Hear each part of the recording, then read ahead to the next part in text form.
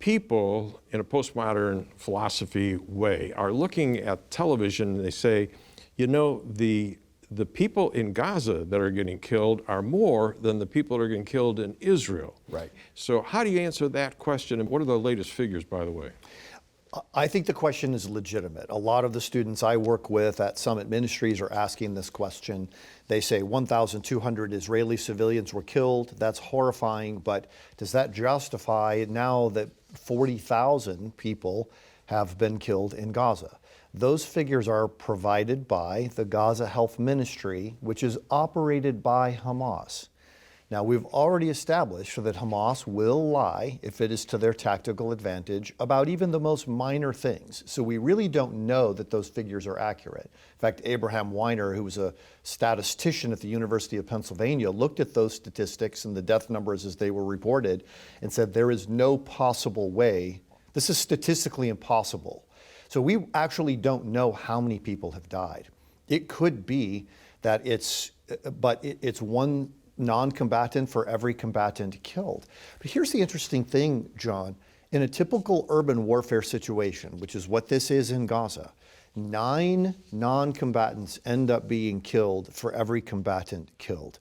That is the horror and the devastation and the heartbreak of war. In this situation, John, 1 non-combatant has been killed, even if we grant Hamas's numbers, for every 1 combatant killed. 1 to 1, not 9 to 1. That's why John Spencer, who's America's leading expert on protecting non-combatants in a time of war, says that Israel has done more than any other nation in history, including the United States and Iraq and Afghanistan, to protect the non-combatants, even in what seems like an impossible urban warfare situation. Yeah. It's truly extraordinary that this has happened, and Israel's not gotten the credit for it. Yeah. Knowing that the war is inevitable in a fallen world, 3 criteria have been developed for determining whether a nation's actions in war are just. One of them is it militarily a necessity? Yes. And are weapons being deployed as accurately as possible? Are troops being appropriately protected? You got 2 questions on that one there.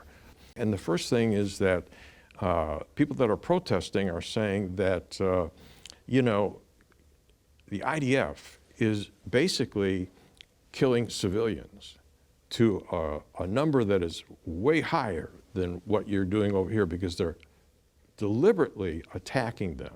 But the second part of that is if you're an IDF commander, are you right in coming to a tunnel and seeing the Gazan soldiers run down into that tunnel?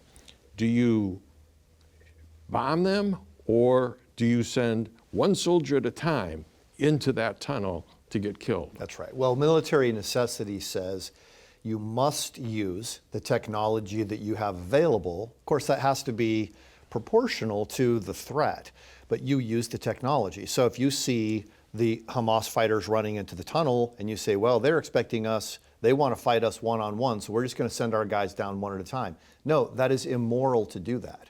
First of all, because you're putting your soldiers unnecessarily at risk, and second, because you do possess the technology to drop a bomb on that tunnel and collapse it. So this is controversial, I know that.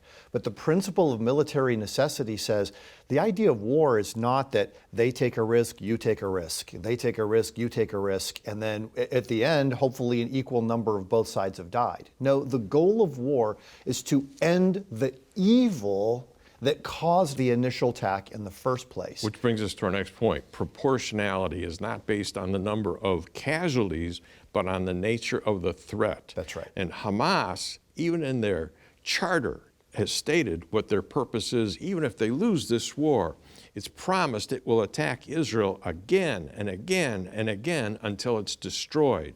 They don't want just a few of the Jews gone. They want all of Israel's territory. That's right. They want to kill all of the Jews, and that's their charter. That's what their goal is. That's what they're aiming for.